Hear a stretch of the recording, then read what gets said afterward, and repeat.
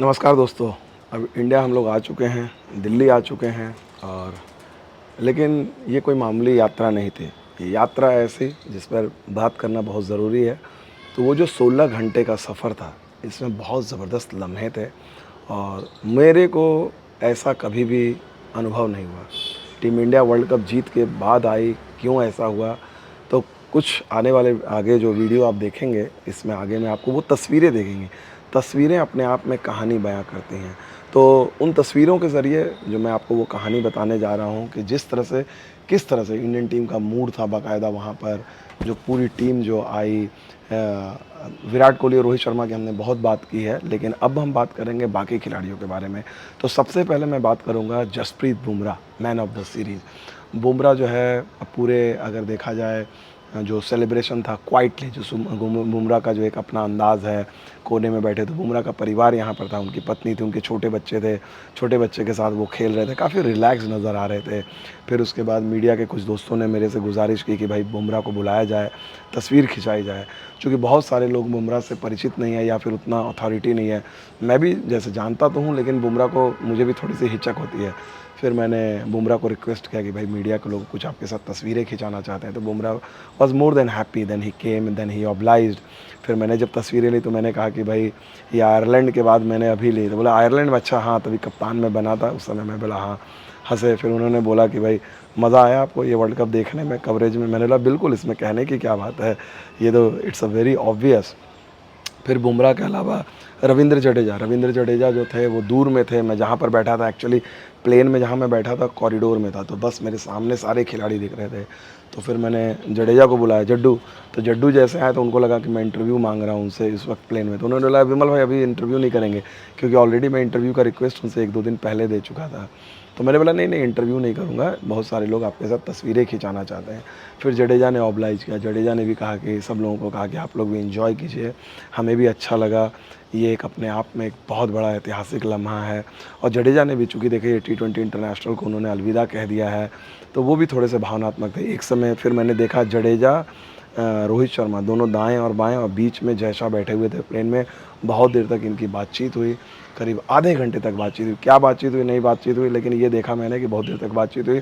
उसका जडेजा और रोहित शर्मा की बहुत देर तक बातचीत हुई। बड़े पैशनेटली रोहित शर्मा उनको कुछ समझा रहे थे, समझ में नहीं आ रहा था, जेस्चर से समझ में आ रहा था, दिख जो रहा था। तो मैंने सोचा कि आप लोगों को बता दूँ।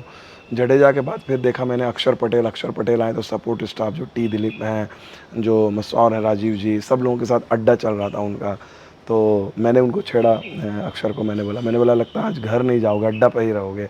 आज देखिए माहौल ऐसा था ना फ्लाइट में, और जिससे आपका कंफर्टेबल है तो आप कुछ भी कह सकते थे। दोस्त के नज़रिए खिलाड़ी भी बड़े मूड में थे। तो अक्षर तो वैसे ही बहुत मज़ाक किया, बोला हाँ विमल भाई कौन से घर में जाना है, सारा आज तो पूरा हिंदुस्तान अपना घर है। मैंने बोला हाँ यार, तुम लोग तो पूरे हिंदुस्तान के बेटे हो, ये कहना गलत है। तो फिर मैंने बोला कि ओपन बस पैरेड के लिए तैयार हो कि नहीं? तो उन्होंने बोला पता ही नहीं। फिर उन्होंने बोला आप थे 2007 में? मैंने बोला हाँ, 2007 में जो ओपन बस पैरेड थी उसमें मैं हिस्सा था। फिर उन्होंने पूछा कि अच्छा ओपन बस पैरेड में क्या हुआ था, वो बताया। अक्षर के बाद फिर आए ऋषभ पंत सबसे लास्ट में आए एक्चुअली। वो भी हमारे एक सहयोगी थी, वो बार बार बोल रही थी, टाइम्स नाउ की करिश्मा आप लोग जानते ही होंगे, वो बोले ऋषभ पंत को बुलाइए। फिर ऋषभ पंत को मैंने बुलाया। फिर ऋषभ पंत को भी हमने ऑब्लाइज किया। और मैं ऋषभ पंत की आपको बात बता देना चाहता हूँ, जब मैं फ़्लाइट में एंटर कर रहा था उस समय ऋषभ पंत बगल में खड़े थे। तो रोहित और विराट थे, तो रोहित ने पूछा कि भाई दिल्ली का मौसम कैसा है, वहाँ क्या माहौल है? तो मैंने बोला बहुत बारिश हुई है। तो मैंने बोला मजाक में स्मार्ट सिटी। तो सडनली मैं देखा ऋषभ मेरे को देख रहा हूँ। मैंने बोला अरे यार, दिल्ली वाले के सामने मैं दिल्ली की बुराई कर रहा हूँ। फिर ऋषभ ने अपना वो क्या कहते हैं निकाला, टिश्यू पेपर निकाल के वो मेरे गाल को साफ़ करने लगे। मुझे तो वैसे बहुत अच्छा लगा कि भाई इतना बड़ा जेस्चर, इतना बड़ा खिलाड़ी ऐसे कर रहा है। तो ये दिखाता कि कितना लाइट था टीम का माहौल है, जिस तरह से वो केयर कर रहे थे। तो ये हो गई ऋषभ पंत की बात, मैंने आपको बता ही दिया। हाँ, हार्दिक पांड्या की बात मैंने बताई है। हार्दिक पांड्या ने भी कहा कि विमल भाई इंटरव्यू नहीं, इंटरव्यू के लिए बाद में करूँगा, अभी आपके साथ बैठना है। तो फिर वो भी आकर बैठे, वो बड़े रिलैक्स्ड मूड में थे। उन्हें कैसा लग रहा है, अच्छा लग रहा है, सारे मीडिया वाले लोग एंजॉय कर रहे हैं? हमने बोला हाँ, सारे लोग बहुत एंजॉय कर रहे हैं। फिर इसके बाद सिराज को हमने बुलाया, मोहम्मद सिराज आए। मोहम्मद सिराज ने भी हम लोगों के साथ, मीडिया के लोगों के साथ बातचीत की, सबके साथ तस्वीरें खिंचाई। और फिर वो सपोर्ट स्टाफ के साथ भी सिराज बहुत देर तक लगे रहे।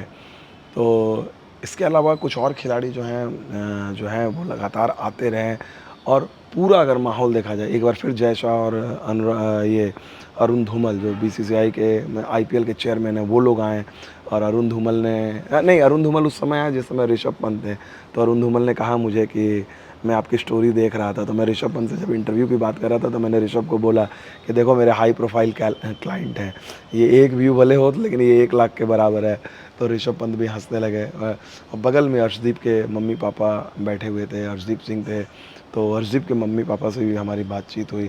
तो वो एक तरह से लग रहा था कोई भले ही उनका वो लोग हाई प्रोफाइल प्लेयर एथलीट के पेरेंट्स हों या सब लोग होते, लेकिन पूरा एक जो माहौल था एकदम परिवार की तरह खुशनुमा, जैसे लग रहा है सब लोग किसी शादी में या बारात में जा रहे हैं।